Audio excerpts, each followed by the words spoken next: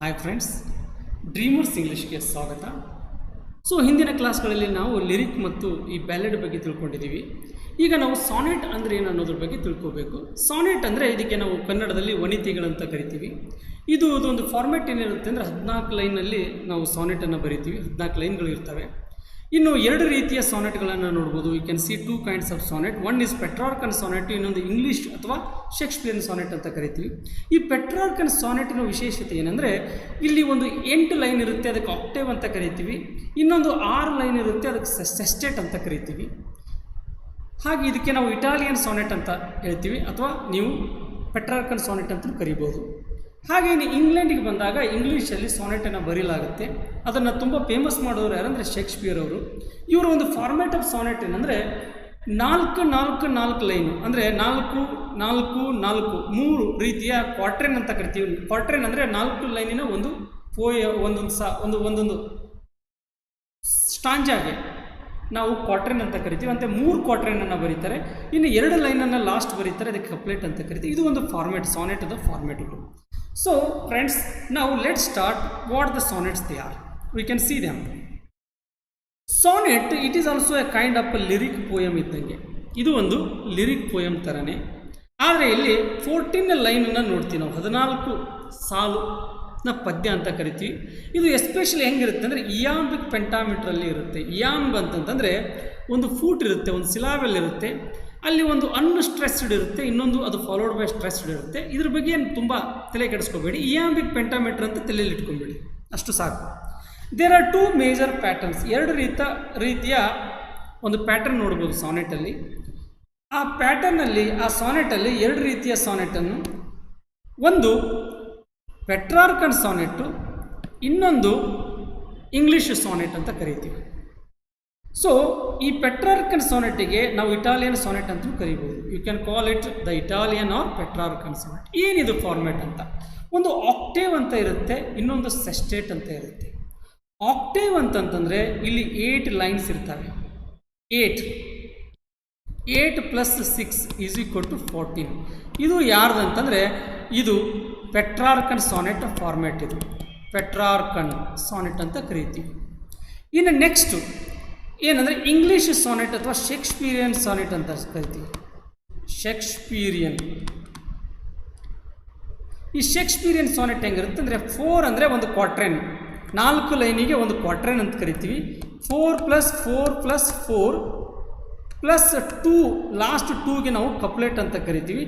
ಈ ರೀತಿ ಅವ್ರದ್ದು 14 ಲೈನ್ ಆಗುತ್ತೆ ಶೇಕ್ಸ್ಪಿಯರಿಯನ್ ಸಾನೆಟ್. ನೋಡೋಣ, ಇದನ್ನು ಡಿಟೇಲ್ ಆಗಿ ಒಂದೊಂದಾಗಿ ನೋಡ್ತಾ ಹೋಗೋಣ. ಈ octave it includes 8 lines, sestet includes 6 lines. So Petrarchan ಸಾನೆಟನ್ನು ಏನು ಮಾಡ್ತಾರೆ ಅಂದರೆ ಈ ಇಂಗ್ಲೀಷಲ್ಲಿ ಅದನ್ನು ಇಮಿಟೇಟ್ ಮಾಡಲಾಗುತ್ತೆ. ಅಂದರೆ ಈ ರೀತಿಯ ಸಾನೆಟನ್ನು ಮೊದಲು ಇಂಗ್ಲೀಷಿಗೆ ಇಂಟ್ರೊಡ್ಯೂಸ್ ಪರಿಚಯ ಮಾಡಿದವರು 2 ಜನ. ಅದರಲ್ಲಿ ಒಬ್ಬರು ಸರ್ ಥಾಮಸ್ ವ್ಯಾಟ್ ಅಂತ. Is a very great poet, sonneteer of 16th century of England. ಇನ್ನೊಬ್ರು ಯಾರಂದರೆ ಈ ಅರ್ಲ್ ಆಫ್ ಸರ್ರೆ ಅಂತ ಬರ್ತಾರೆ. Earl of Surrey. So both are the pioneers of English sonnets. ಇದು ನನ್ನ ಮೊದಲು. ಆಗ ಈ ಒಂದು ಇಂಪಾರ್ಟೆಂಟ್ ಸಾನೆಟನ್ನು ನೋಡೋಣ. ಯಾರ್ದಂತಂದರೆ ಈ ಸರ್ ಥಾಮಸ್ ವ್ಯಾಟ್ ಅವರು ಬರೆದಂಥ ಒಂದು ಇಂಪಾರ್ಟೆಂಟ್ ಸಾನೆಟ್ ಅಂದರೆ the hopes and pains of adoring male lover ಅಂತ. ಇದು ವೆರಿ ಇಂಪಾರ್ಟೆಂಟ್ ಸಾನೆಟ್. ಇದು ಯಾವ ರೂಪದಲ್ಲಿ ಅಂದರೆ ಇಟಾಲಿಯನ್ ಸಾನೆಟ್, ಪೆಟ್ರಾರ್ಕನ್ ಸಾನೆಟ್ ರೂಪದಲ್ಲಿ ಬರೀತಾರೆ. So that is very important. ಇನ್ನು ಈ ಸಾನೆಟ್ಗಳ ವಿಶೇಷತೆ ಏನು? ಪೆಟ್ರಾರ್ಕನ್ ಸಾನೆಟಲ್ಲಿ ಆಕ್ಟೇವ್ ಏನು ಹೇಳುತ್ತೆ ಮತ್ತು ಸೆಸ್ಟೇಟ್ ಏನನ್ನುತ್ತೆ?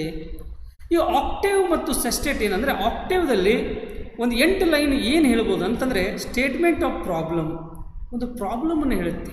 ಅಂದರೆ ಒಂದು ಒಬ್ಬ ಶೆಪರ್ಡ್ ಅಥವಾ ಒಬ್ಬ ಲವರು ತನ್ನ ಪ್ರಿಯತಮೆಯ ಬಗ್ಗೆ, ತನ್ನ ಪ್ರೀತಿಯನ್ನು ಒಪ್ಪಿಕೊಳ್ಳದೇ ಇದ್ದಾಗ ಆ ಪ್ರಿಯತಮೆಯ ಬಗ್ಗೆ ಏನು ಮಾಡ್ಬೋದು ಅಂದರೆ ಅವಳ ಒಂದು ಪ್ರಾಬ್ಲಮನ್ನು, ತನ್ನ ಪ್ರೀತಿಯಲ್ಲಿ ಅಡ್ಡಾದಂಥ ಒಂದು ಸಮಸ್ಯೆಯನ್ನು ಹೇಳ್ಕೊಂಡು ಹೋಗ್ತಾನೆ. ಸ್ಟೇಟ್ಮೆಂಟ್ ಆಫ್ ದಿ ಪ್ರಾಬ್ಲಮ್ ಹೇಳ್ತಾನೆ. ಯಾವ ಸಿಚುವೇಶನ್ದಲ್ಲಿದೆ ಅವ್ರ ಪ್ರೀತಿ ಅನ್ನೋದನ್ನು ಹೇಳ್ತಾನೆ. ಇನ್ಸಿಡೆಂಟ್ಗಳನ್ನು ಹೇಳ್ತಾನೆ, ತನ್ನ ಘಟನೆಗಳನ್ನು ಹೇಳ್ತಾನೆ, ಹೇಗೆ ಭೇಟಾದ, ಸಮಥಿಂಗ್ ಲೈಕ್ ದಿಸ್. ಇದು ಆಕ್ಟೇವಲ್ಲಿ 8 ಲೈನಲ್ಲಿ ಎಕ್ಸ್ಪ್ಲೈನ್ ಮಾಡ್ತಾ ಹೋಗ್ತಾರೆ ಪೆಟ್ರಾರ್ಕನ್ ಸಾನೆಟಲ್ಲಿ ನಾವು ನೋಡ್ಬೋದು. ಇನ್ನು ನೆಕ್ಸ್ಟು ಸೆಸ್ಟೇಟಲ್ಲಿ 6 ಲೈನಲ್ಲಿ ಏನಿರುತ್ತೆ ಅಂದರೆ ಒಂದು ರೆಜುಲ್ಯೂಷನ್ ಇರುತ್ತೆ. ರೆಜುಲ್ಯೂಷನ್ ಅಂದರೆ yes I can do it, ನಾನು ಮಾಡಿ ಅದನ್ನು ಅವಳ ಪ್ರೀತಿನ ಪಡ್ಕೊಳ್ತೀನಿ, ಒಂದು ಆರ್ಡರ್ ಮಾಡ್ಕೊಳ್ತಾನೆ ತನ್ನಷ್ಟಕ್ಕೆ ತಾನೆ.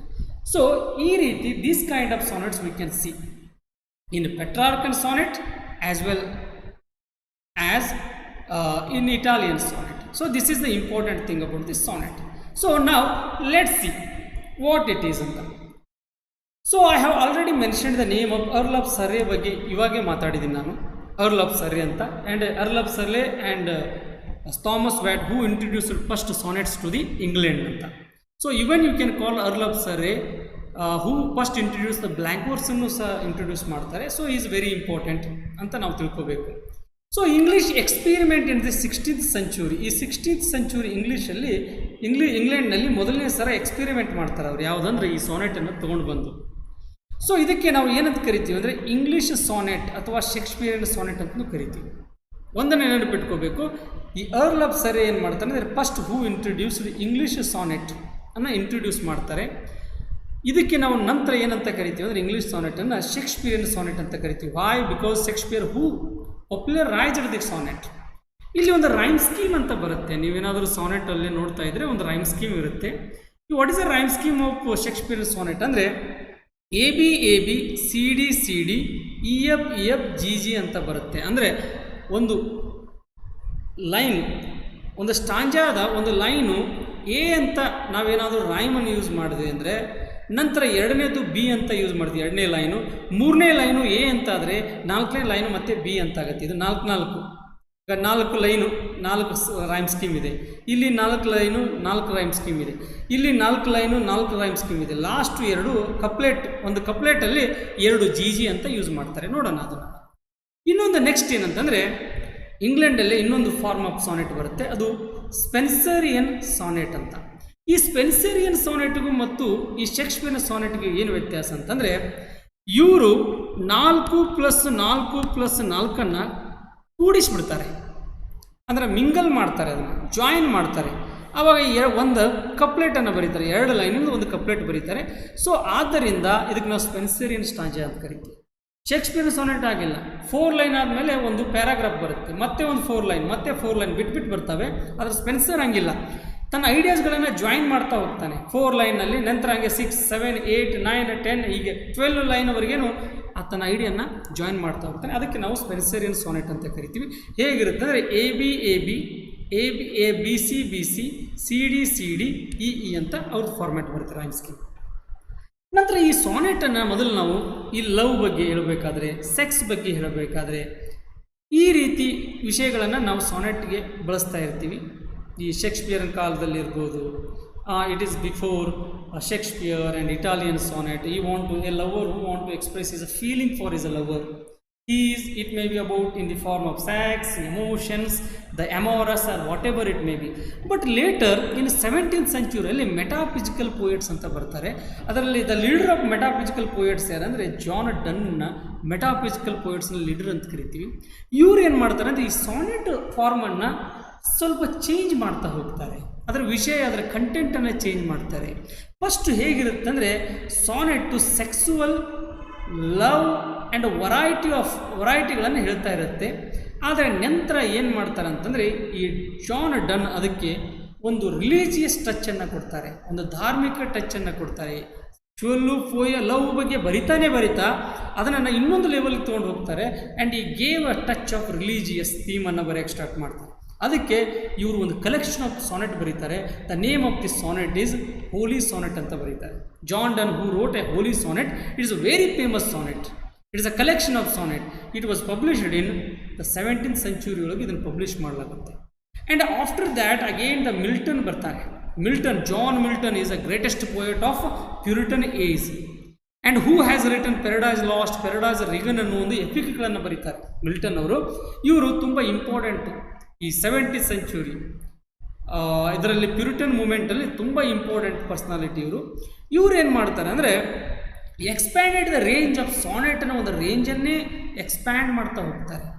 ಇಲ್ಲಿ ಸಾನೆಟ್ ಏನಾಗುತ್ತೆ ಅಂದರೆ ಸೀರಿಯಸ್ ಆಗುತ್ತೆ, matter of concern, serious matter ಆಗುತ್ತೆ. First it was a love sonnet, later it was change in to religious sonnet and after that it become a very serious kind of things. So who used repetition with a variation of a ಸ್ಟೇಟ್ಮೆಂಟ್ಗಳನ್ನು repeat ಮಾಡ್ತಾ ಹೋಗ್ತಾರೆ. Each of the 3 ಕ್ವಾಡ್ರೆಂಟ್ಸನ್ನು ಬರೀತಾರೆ. We know that 3 quadrants, 4 line 4 line 4 line plus 1 is couplet. ಇದು format of sonnet. And next ಇನ್ನು 19th ಸೆಂಚುರಿಯಲ್ಲಿ ನಾವು ಅನೇಕ ರೈಟರನ್ನು ನೋಡ್ತೀವಿ. ಅವರು ತುಂಬ ರೀತಿಯ ಸಾನೆಟ್ಗಳನ್ನು ಬರೀತಾರೆ. They are Wordsworth, Keats, Elizabeth Barrett Browning. Elizabeth Barrett Browning ಬರೆದಿದ್ದು ಈ ಪೋರ್ಚುಗೀಸ್ ಸಾನೆಟ್ಸ್ ಅಂತ ಬರ್ತವೆ. So this is very important sonnet, the sonnet from the Portuguese ಅಂತ ಬರೀತಾರೆ. And Christina Rossetti, Gabriel Christiana Rossetti is there, Dante Gabriel Rossetti is there, and more recently Edwin Arlington, Robinson, and Edna Vincent Millay, W.B. Yeats, Robert Frost, W.H. Auden, Dylan Thomas, who has written many sonnets ಗಳನ್ನು ಬರೀತಾರೆ. They are the great sonnetiers you can call. 19th century especially, in 19ನೇ ಶತಮಾನದ greatest ಸಾನೆಟಿಯರ್ಸ್ ಇವರು. ಇನ್ನು next ಈ sonnet sequence ಅಂದರೆ ಏನು ಅನ್ನೋದು ನಾವು ನೋಡೋಣ. ಸಾನೆಟ್ ಸೀಕ್ವೆನ್ಸ್ ಅಂದರೆ ಕಲೆಕ್ಷನ್ ಆಫ್ ಸಾನೆಟ್. ಒಂದು ಸಾನೆಟನ್ನು 90 ಸಾನೆಟ್ಗಳು ಸೇರಿ ಒಂದೇ ಕಲೆಕ್ಷನ್ ಆಫ್ ಸಾನೆಟ್ ಅಂತ ವ್ಯಾಲ್ಯೂ ಮಾಡ್ತಾರೆ. ಇದಕ್ಕೆ ನಾವು ಇನ್ನೊಂದು ಅರ್ಥದಲ್ಲಿ ಸಾನೆಟ್ ಸೈಕಲ್ ಅಂತಲೂ ಕರಿತೀವಿ.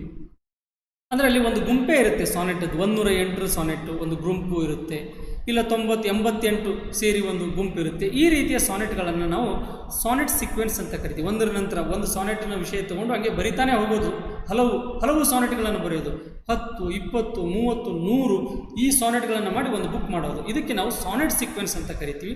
ಅದರಲ್ಲಿ ಅಂಥ ಒಂದು ಸಾನೆಟ್ ಸೀಕ್ವೆನ್ಸಲ್ಲಿ ಟೋಟಲ್ಸ್ ಮಿಸ್ಲನಿ ಅಂತ ಬರುತ್ತೆ. Tottel's miscellany, totals miscellany. So this is the sonnet sequence which was published and written by Thomas Watt ಮತ್ತು Earl of Surrey ಇವರ ಪೋಯಮ್ಗಳನ್ನು ಇಲ್ಲಿ ಟೋಟಲ್ಸ್ ಮಿಸ್ಲೆನಿಯಲ್ಲಿ ಪಬ್ಲಿಷ್ ಮಾಡಲಾಗುತ್ತೆ. ಇಲ್ಲಿ ಅನೇಕ ಪೋಯಮ್ಗಳು ಇರ್ತವೆ. ಸೊ ಇದಕ್ಕೆ ಟೋಟಲ್ಸ್ ಮಿಸ್ಲೆನಿ ಅಂತ ಕರಿತೀವಿ. ಹಾಗೆ Sidney is a very important poet, sonneteer of 16th century. ಎಲಿಜಬೆತ್ತಿನ ಏಜಲ್ಲಿ ಬರ್ತಕ್ಕಂಥ ಸಿಡ್ನಿ ತುಂಬ ಫೇಮಸ್ ಆದಂಥ ರೈಟರು. ಇವರು ಆಸ್ಟ್ರೋಪೆಲ್ ಆ್ಯಂಡ್ ಸ್ಟೆಲ್ಲಾ 1580ಯಲ್ಲಿ ಬರೀತಾರೆ. ಅದರಲ್ಲಿ ತುಂಬ ಸಾನೆಟ್ಗಳಿರ್ತವೆ. ಹಾಗೆ ಸ್ಪೆನ್ಸರ್ ಬರೀತಾರೆ, ಅಮೋರೆಟಿ ಅಂತೇಳಿ. ಸುಮಾರು ದೇರ್ ವರ್ 88 ಸಾನೆಟ್ಸ್ಗಳು ಬರ್ತವೆ. ಅದಕ್ಕೊಂದು ಕಲೆಕ್ಷನ್ ಆಫ್ ಸಾನೆಟ್ಗೆ ಅಮೋರೆಟಿ ಅಂತ ಕರೀತಾರೆ.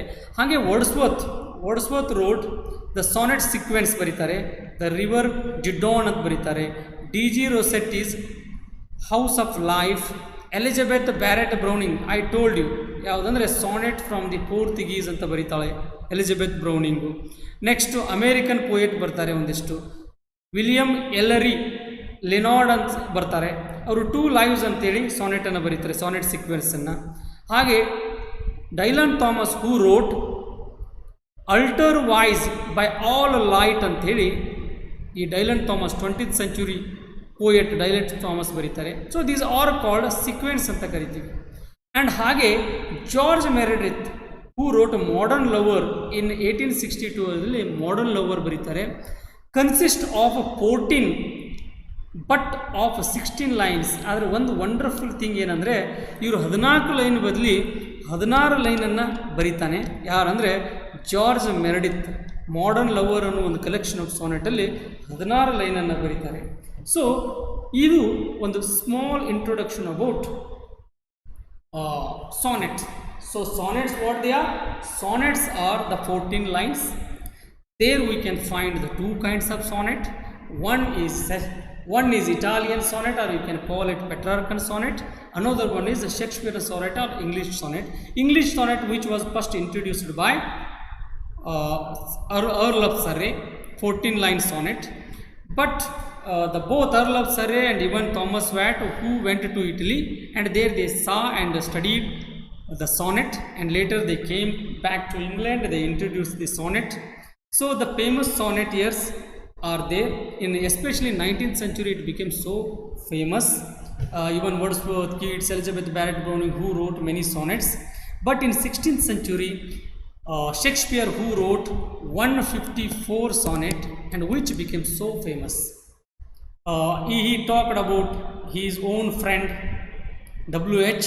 and he wrote some sonnets to the black lady, you can call dark lady, and Sidney, Spencer, who are the very prominent writer of the sonnets in 16th century. So friends, I hope that you have understood it. ಇದನ್ನು ನಿಮಗೆ ಅರ್ಥ ಆಗಿದ್ದರೆ, if you like this video, please share to your friends and click on the subscribe button, like it. Thank you.